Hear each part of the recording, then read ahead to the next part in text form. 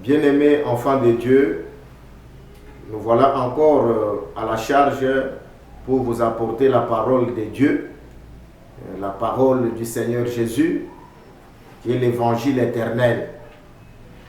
Nous voudrions aujourd'hui faire une conclusion sur le thème qu'on avait commencé depuis il y a 3 semaines, sur l'adoration. Alors, aujourd'hui, nous allons mettre un point virgule parce que c'est le dernier dimanche du confinement, parce que le dimanche prochain, nous allons tous nous retrouver en ces lieux. Je pense qu'après la prédication et la prière, nous devrions vous donner des détails dans les communications, dans les communiqués. Pour le moment, je vous prie un peu de vous recueillir un instant dans la prière, parce que nous devons tous nous recommander à Dieu et à la parole de sa grâce au travers la prière. Élevé, élevé, Jésus est élevé, élevé, élevé, Jésus est élevé, élevé, élevé, Jésus est élevé, élevé, élevé, Jésus est élevé, plus haut, plus haut, Jésus est plus haut, plus haut, plus haut, Jésus est plus haut, plus haut, plus haut, Jésus est plus haut, plus haut, plus haut, Jésus est plus haut, tout puissant, tout puissant, Jésus est tout puissant, tout puissant, tout puissant, Jésus est tout puissant, tout puissant, tout puissant, Jésus est tout puissant, tout puissant, tout puissant, Jésus est tout puissant, adoré, adoré, Jésus est adoré, adoré, adoré, Jésus nous t'adorons, adoré, adoré, Jésus est adoré, adoré, adoré, Jésus nous t'adorons, invoquons, invoquons, Jésus nous t'invoquons, invoquons, invoquons, Jésus nous t'invoquons, invoquons, invoquons, Jésus nous t'invoquons, invoquons, Jésus nous t'invoquons. Seigneur, nous bénissons ton nom précieux, toi le Dieu de toute gloire, créateur du ciel et de la terre, le Dieu glorieux, toi qui as marché avec les patriarches Abraham, Isaac et Jacob, toi qui t'es manifesté dans la chair, dans la personne de notre Seigneur et Sauveur Jésus-Christ. C'est toi que nous invoquons en ce moment. Nous te disons d'abord merci parce que tu nous as gardés pendant tous ces temps, Seigneur Jésus-Christ, de la pandémie, et tu continues à nous garder encore, Seigneur Jésus-Christ, parce que tu as dit dans ta parole que 1000 tomberont à ta droite, et 1000 tomberont à ton côté, 10 000 à ta droite, mais toi tu ne seras point atteint. Merci Seigneur, parce que tu veilles sur ta parole pour l'accomplir. Les cieux et la terre passeront, mais ta parole demeure éternellement. Merci pour avoir gardé tous les saints, tous tes enfants, Seigneur Jésus-Christ, au travers le monde entier et particulièrement dans notre Église. Et nous croyons, Seigneur Jésus-Christ, que tu continueras à nous garder parce que le peuple que tu as sauvé, Seigneur, c'est toi, Seigneur, qui deviens leur pasteur. C'est toi qui deviens leur gardien. Comme il est écrit que c'est par le prophète qu'Israël a été sauvé de l'Égypte et que c'est par le prophète qu'Israël a été gardé. Nous te bénissons, Seigneur, pour ce moment. Je recommande tous tes enfants dans tes mains, Seigneur. C'est toi le bon berger. David pouvait dire, l'Éternel est mon berger et je ne manquerai de rien. Seigneur Jésus, garde, Seigneur, le peuple qui t'appartient, le troupeau de ton pâturage. Veille sur tout un chacun, Seigneur, que l'âme de tout bien-aimé soit précieuse à tes yeux, mon Dieu, mon roi.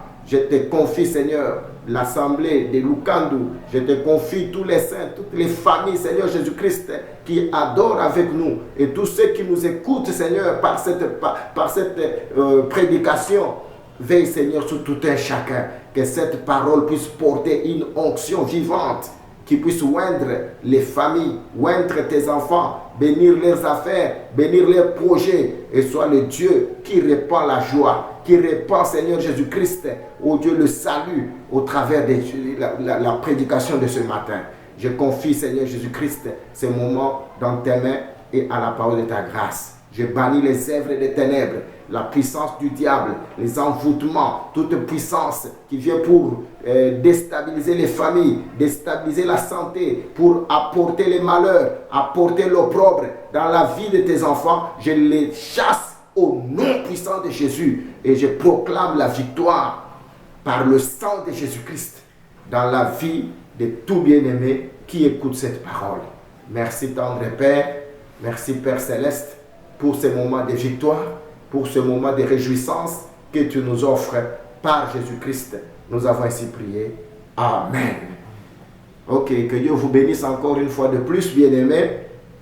Comme on a dit qu'aujourd'hui, ce sera la conclusion sur l'adoration. Je vous prie de partager notre lien pour que tous puissent être en mesure d'écouter cette parole. Faites comme la femme samaritaine qui n'avait pas gardé la rencontre, la révélation qu'elle avait reçue toute seule.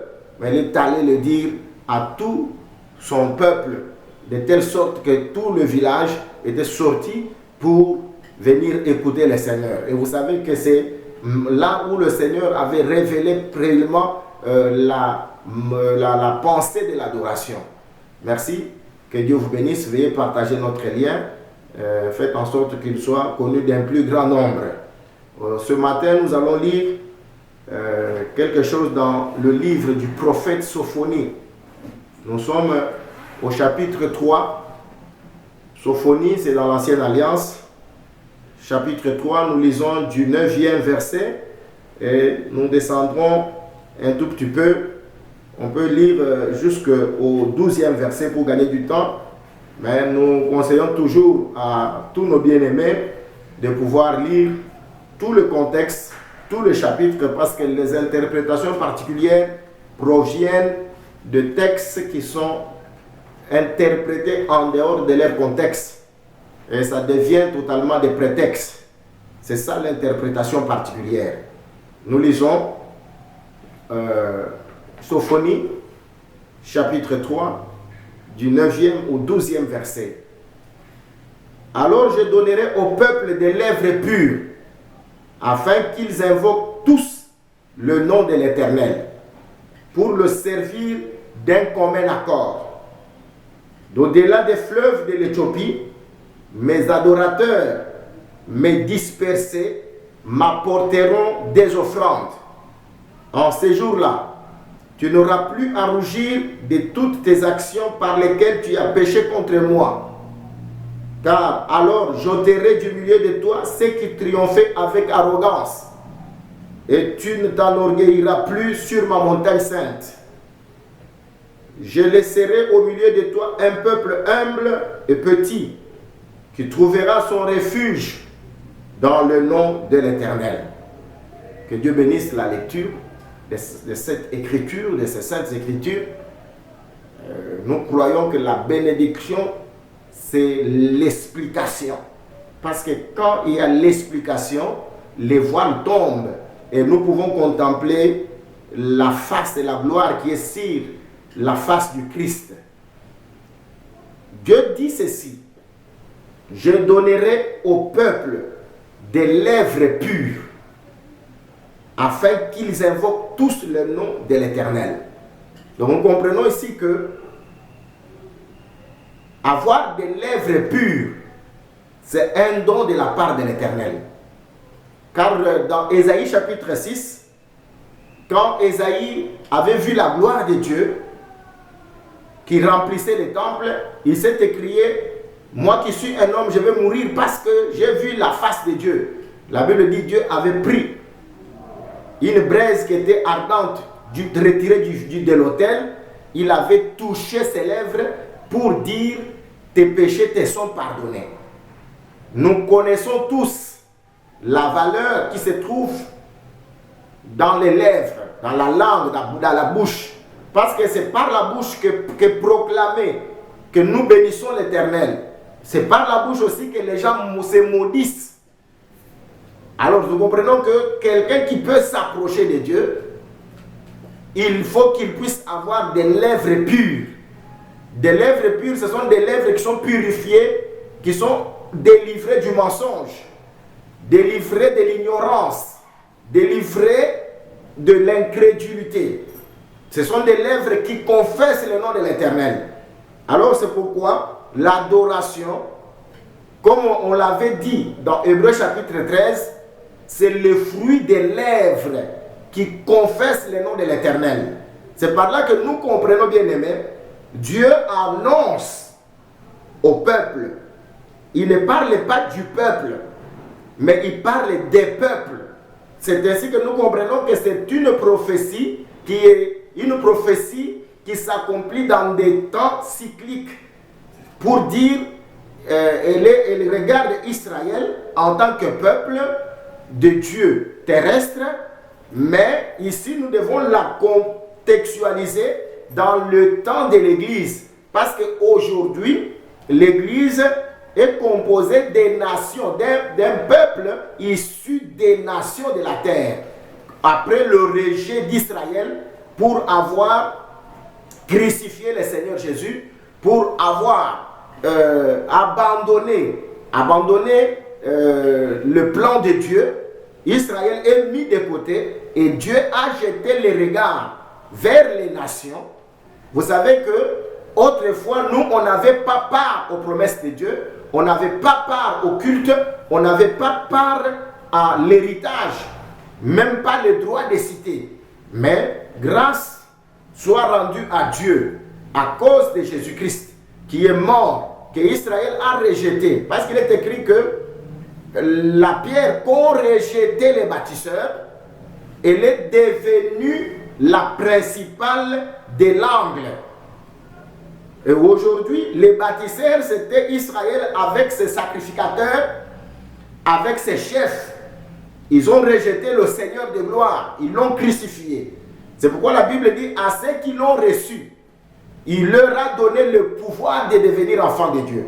Et les enfants de Dieu, ce sont ceux à qui le Seigneur a donné des lèvres pures, afin qu'ils invoquent le nom de l'Éternel. Un adorateur, c'est quelqu'un qui invoque le nom de l'Éternel. Et pour invoquer le nom de l'Éternel, il faut avoir des lèvres pures.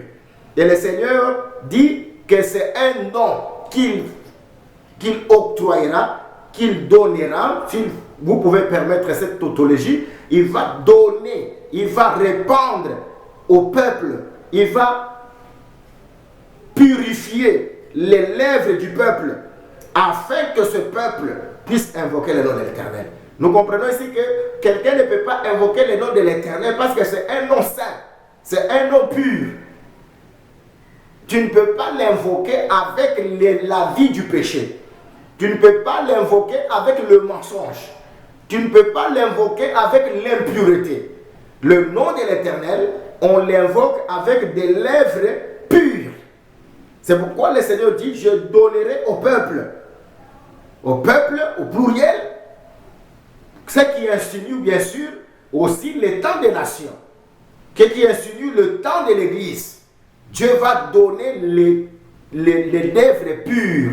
Or, pour avoir des lèvres pures, dans les cas échéants, on avait parlé du prophète Ésaïe, il fallait qu'on prenne la braise qui était sur l'autel, une braise ardente, bien sûr, et qu'on puisse toucher avec cela les lèvres du prophète, afin que le prophète puisse être en mesure de proclamer les oracles de l'Éternel. Donc vous comprenez que pour que le prophète, ses péchés soient purifiés, il fallait que la braise puisse toucher ses lèvres. Et je vous dis que la braise de l'autel qui touche les lèvres du prophète, qui touche les lèvres du peuple, ce n'est rien d'autre que la parole de l'évangile. Parce que cette parole, c'est un feu. Cette parole, c'est une braise ardente qui descend de l'autel. L'autel comme l'évangile. L'autel comme la parole d'une manière totale. Que quand elle vient purifier. Vous allez comprendre que dans Jean chapitre 15, au verset 3, le Seigneur dit, vous êtes tous purs à cause de cette parole que vous avez entendue. Donc c'est la parole qui purifie. Sans la parole, il n'y a pas la purification.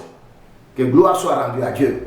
Donc les peuples qui devraient adorer l'Éternel, si c'est toi, en ton cas échéant, tu ne peux pas te lever comme ça de ton propre gré, dire je suis devenu un adorateur. Non, on ne devient pas adorateur quand on veut. Non, on devient adorateur quand on est sauvé.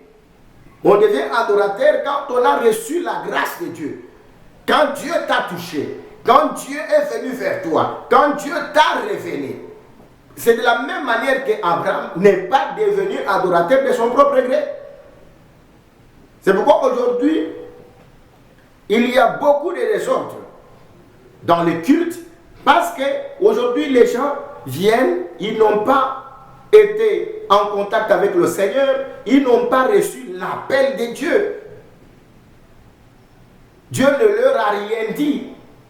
Dieu n'a rien fait en eux. Et ils viennent, ils s'improvisent, ils adorent de leur manière.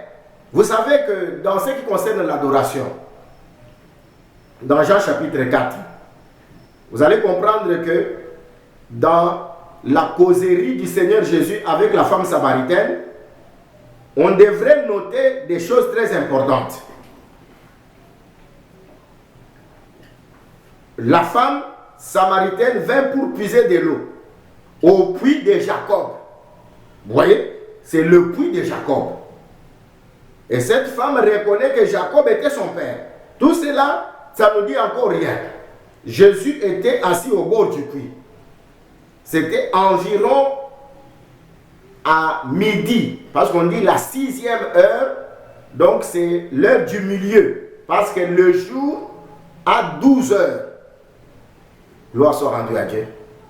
Donc quand on parle du jour, on voit du lever du soleil jusqu'à son coucher, c'est ça le jour.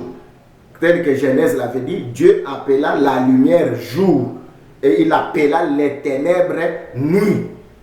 Donc le jour dans la création n'a que 12 heures. Alors comme c'était la 6e heure, ce que c'était au milieu de la journée, la femme est venue pour puiser de l'eau. Alors, quand elle discute avec le Seigneur, vous allez comprendre que quand le Seigneur lui demande de l'eau, la femme lui dit que toi tu es un juif. Comment toi qui es un juif, tu me demandes de l'eau à moi qui suis une samaritaine? Ça c'est la première chose.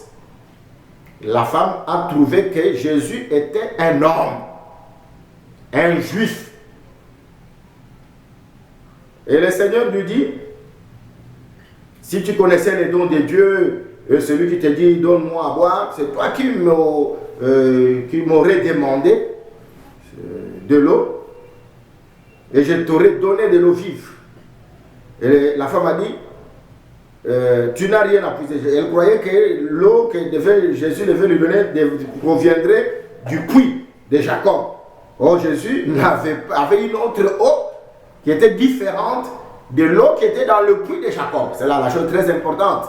C'est que Jacob avait donné de l'eau, mais Jésus comme un autre Jacob. Parce que vous savez que Jacob, avant de mourir, il avait béni ses enfants. C'était 12 enfants. Et Jésus, comme le vrai Jacob, quand il est venu, il est aussi avec les 12 apôtres. C'est très important. Alors, il a un autre puits. C'est pourquoi il a dit à la femme, celui qui va boire de l'eau, de ce puits, il aura encore soif. Donc, celui qui boit l'eau de Jacob aura encore soif. Par l'eau de Jacob, nous pouvons comprendre les enseignements du monde.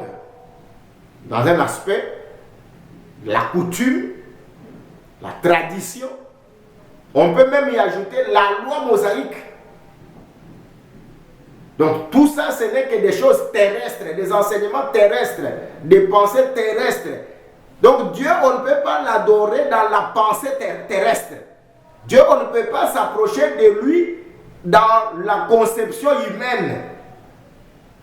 C'est pourquoi ce sont des eaux qui ne vont pas désaltérer quelqu'un, qui ne vont pas enlever la tâche et la soif dans la vie de quelqu'un. Donc vous buvez, vous avez encore soif. Mettons un exemple dans la loi. Les offrandes qui étaient données pour les péchés chaque année montraient que la loi n'était pas en mesure d'ôter les péchés. Au contraire, elle renouvelait les souvenirs du péché dans le peuple. De telle manière, les rites, les traditions qui se font dans des coutumes, elles sont perpétuelles. Pourquoi? Parce qu'elles ne sont pas en mesure d'apporter la rédemption éternelle. Gloire soit rendue à Dieu, parce que Dieu a envoyé son Fils dans le monde pour donner sa vie pour nous. Et nous croyons que par une seule offrande, Dieu a amené le péché, il a expié les péchés de toute l'humanité une seule fois pour toutes, par une seule offrande. En telle sorte qu'aujourd'hui, si tu crois de tout ton cœur que Jésus est mort pour toi et qu'il est ressuscité des morts, Dieu l'a ressuscité des morts, tu es sauvé. Gloire à Dieu. Je dis à quelqu'un qui croit en Jésus, qu'il est mort pour lui. Il a fait couler son sang pour lui. Et Dieu l'a ressuscité des morts. Et aujourd'hui, Jésus est vivant à la droite du Père. Tu es sauvé. Parce que la Bible dit, c'est en croyant du cœur qu'on parvient au salut. Et c'est en confessant de la bouche qu'on parvient à la justice. Que Dieu te bénisse. Alors nous sommes en train de dire que Jésus voulait montrer à la femme que l'eau qu'elle possédait ne pouvait pas étancher sa soif. Mais Jésus lui-même se présente comme une eau, une source d'eau vive, pour que celui qui puisse boire de cette eau puisse conserver la vie éternelle. C'est pourquoi il a dit à la femme, celui qui boira de l'eau que je lui donne, il n'aura plus soif. Et vous allez comprendre que au jour du tabernacle, au 8e jour du tabernacle, Jésus avait crié que tout celui qui a soif, qui vienne à moi, dans Jean chapitre 7, pour montrer réellement que c'était lui le jour du repos éternel. Il dit venez. Alors la Bible, il parlait du Saint-Esprit que devraient recevoir ceux qui croiraient en son nom. Donc nous comprenons ici que l'adoration, c'est le don du Saint-Esprit. Donc c'est quelque chose, un service que le Saint-Esprit vient mettre dans la vie du croyant. Donc sans le Saint-Esprit, personne ne peut adorer Dieu. C'est pourquoi nous comprenons que Dieu a dit, je vous donnerai des lèvres pures, afin que vous puissiez confesser mon nom, que vous puissiez invoquer mon nom. Alors vous allez comprendre que dans la discussion avec Jésus, avec la femme a évolué. Quand Jésus lui a parlé, de ses 5 maris et du 6e qu'elle avait à la maison, qui n'était pas son mari, je ne veux pas entrer dans la doctrine du mariage, on a beaucoup de choses à dire sur cela, mais ce qu'il faut comprendre est que la femme en était déjà arrivée au 6e homme. Et Jésus lui dit que celui-là n'est pas son mari, parce que la femme est arrivée au 6e homme, elle avait reconnu qu'elle n'avait pas de mari. C'est que le mari, elle attendait un mari. Et c'est le 7e, le repos, le sabbat, qui devait venir entrer dans sa vie. Gloire soit rendue à Dieu. Alors, la femme a compris que Jésus était un prophète. Parce que Jésus a révélé son état de vie. Il a révélé sa vie ancienne qui n'était pas normale, qui n'était pas une bonne vie. Il a parlé maintenant de l'adoration. Il dit, nos pères adorent sur cette montagne. Et vous, vous dites qu'il faut aller à Jérusalem. Vous savez bien que la Samarie, ce fut la capitale d'Israël qui était détachée de Jérusalem. Et qui a eu pour roi Jéroboam, quand il est venu, il a séparé le peuple, il a empêché le peuple d'aller adorer le vrai Dieu dans les temples qui étaient bâtis par Salomon. Et il a introduit l'idolâtrie. Il a installé le veau d'or à Dan et à Bethel. Et Israël a commis le péché. Mais Dieu n'était pas dans la mauvaise adoration. C'est pourquoi Jésus devait d'abord recadrer la femme. Enseigner, c'est toujours corriger, recadrer. Quand vous êtes dans la fausse doctrine, il faut que vous puissiez accepter d'être recadré. Jésus a dit à la femme, le salut vient des Juifs. Mais l'heure vient, il annonce maintenant une progression de la révélation. Il dit parce que le salut vient des Juifs. Mais je te dis, l'heure vient. C'est que Jésus quitte les temps de l'ancienne alliance, annonce l'adoration de l'esprit. Il dit, l'heure vient où les vrais adorateurs adoreront le Père en esprit. Parce que l'adoration, c'est l'œuvre de l'esprit. Sans l'esprit de Dieu, on ne peut pas adorer. Gloire soit rendue à Dieu. Alors nous revenons dans Sophonie, parce que nous devrions clôturer. Sophonie, au chapitre 3 où nous étions. Dieu dit, au verset 10, alors mes adorateurs m'apporteront les offrandes. Donc vous voyez que l'adoration s'est faite avec des lèvres pures et avec des offrandes. Gloire soit rendue à Dieu. Il dit, me disperser, me racheter, mes adorateurs m'apporteront des offrandes. Donc quand quelqu'un adore Dieu, il ne l'adore pas seulement des lèvres, il l'adore aussi avec des biens. Que Dieu vous bénisse. Et Dieu veut agréer les offrandes.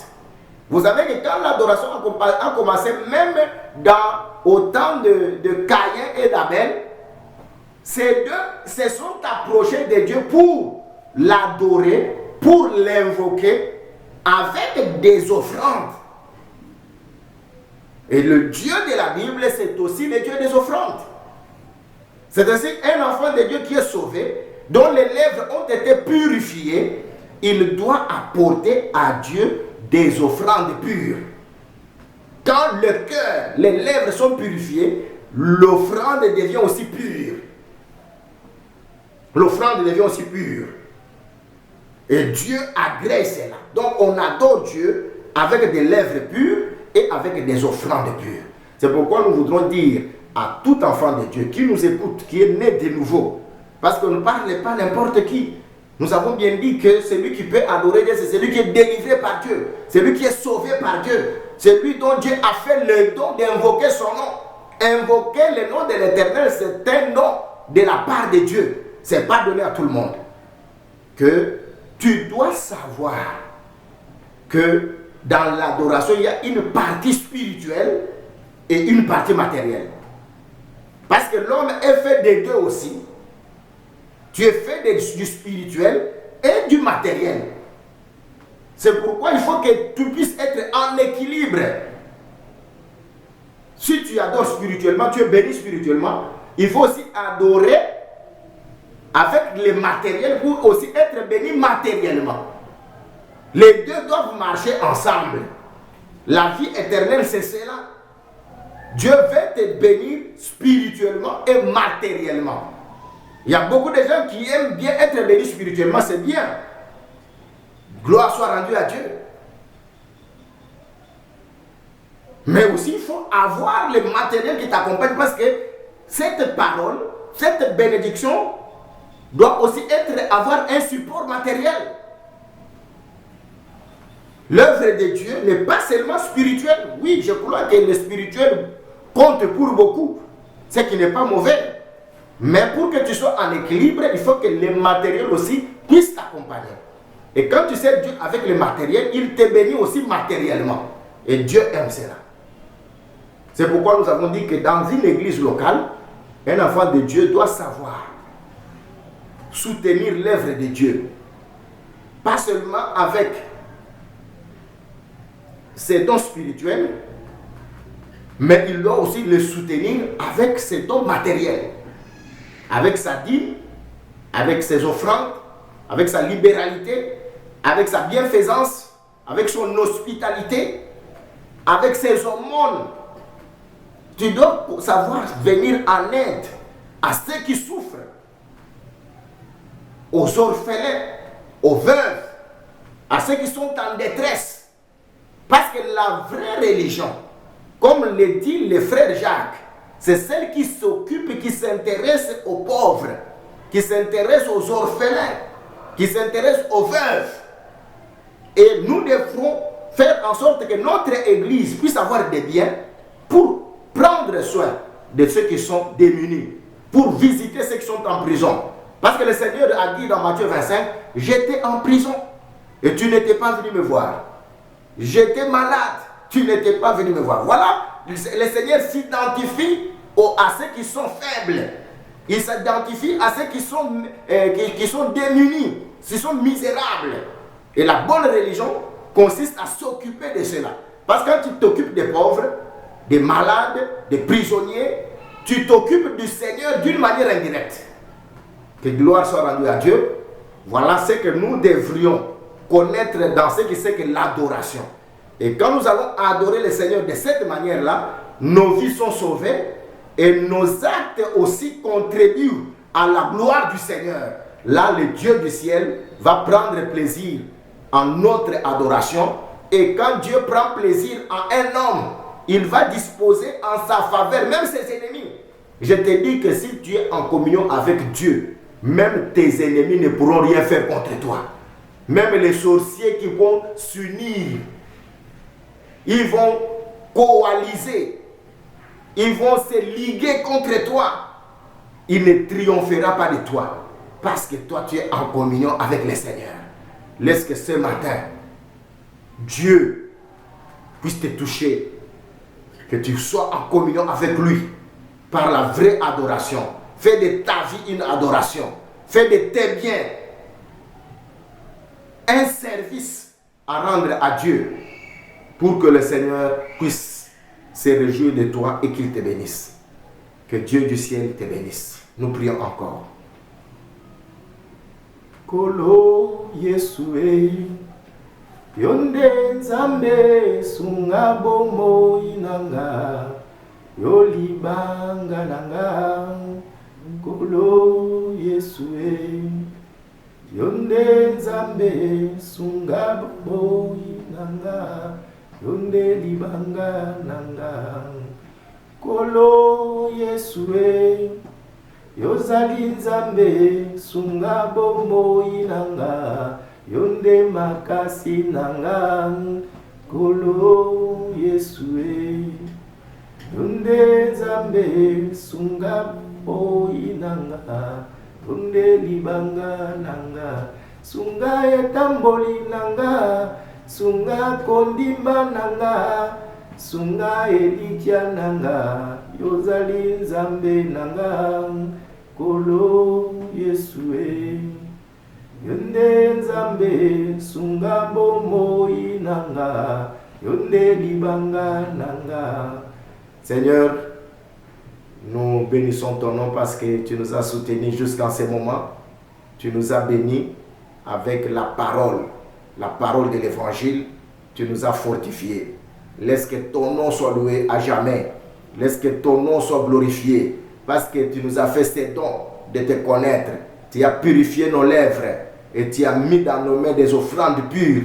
Laisse Seigneur Jésus que nous puissions te servir. Que notre vie puisse être une adoration. Que nos biens puisse suivre et te servir toute notre vie, que nous puissions devenir des adorateurs que tu demandes pour la gloire de ton nom, au nom du Seigneur Jésus-Christ.